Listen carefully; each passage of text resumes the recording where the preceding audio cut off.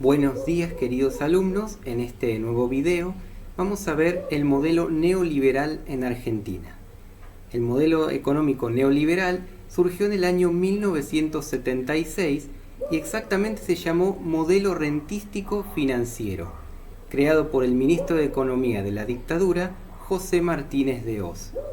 Este modelo se caracterizó por un endeudamiento externo de la República Argentina, la apertura comercial, es decir, Argentina podía comerciar libremente con cualquier país del mundo, también la dependencia con los Estados Unidos y la liberalización del sistema financiero.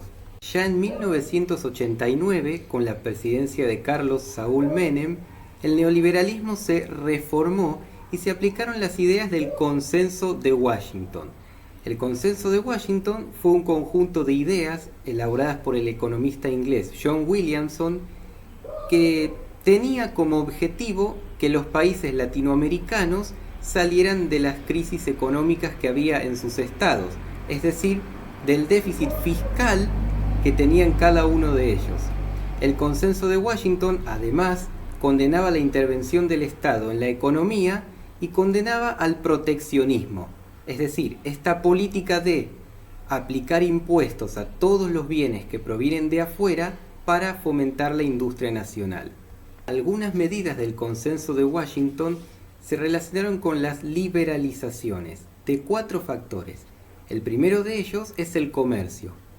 Es decir, se permitió, como en el modelo rentístico financiero, la libre importación y exportación de productos. Además, también se liberalizó la inversión extranjera directa, que se relaciona con el capital, el conocimiento y la tecnología que necesitaban algunas industrias y algunas empresas para producir mucho más. También se liberalizaron el tipo de cambio y la tasa de interés, que ya no eran regulados por el Estado, sino que se regulaban a sí mismos por la dinámica del mercado. Además, por otra parte, el Estado debió reducir sus gastos para recuperar las reservas fiscales.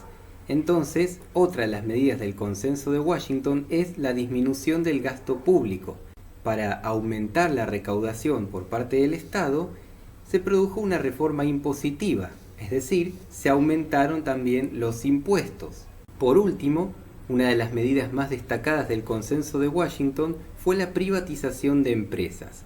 Se consideraba que en manos del Estado las empresas estaban mal gestionadas o eran poco productivas, y se creía, por el contrario, que en manos de capitales privados las empresas iban a ser mejor gestionadas. En la República Argentina, por ejemplo, se privatizaron los servicios de agua, de gas y de electricidad, y también ocurrió con la famosa petrolífera YPF, contenido que vamos a ver más adelante en el año. Lamentablemente, Argentina cometió el error de aplicar todas las medidas del Consenso de Washington de manera muy estricta, y esto hizo que, en su mayoría, las consecuencias fueran negativas, y de hecho se consideró la década del 90 como la década perdida. En primer lugar, como muchas de las empresas contrataron mano de obra privada, las personas perdieron su fuente de trabajo. Por lo tanto, una de las primeras consecuencias fueron los despidos masivos y la imposibilidad de volver a encontrar trabajo. Una segunda consecuencia es el aumento de la desigualdad. Con la medida de aumento de los impuestos y combinados con los despidos que había mencionado, muchas de las personas no pudieron solventar sus gastos y aumentó la brecha entre ricos y estos pobres. Producto de la desigualdad, de la pobreza, de la desesperanza, se observa también un incremento de la violencia y se puede decir que a partir de la década del 90 la inseguridad fue en total crecimiento. Finalmente, como las pequeñas y medianas industrias no pudieron competir con los bienes importados desde afuera, por la política de la apertura comercial, el libre comercio, la libre exportación, etc., muchas de las pequeñas y medianas industrias cerraron sus puertas. Con esto finalizamos este breve video.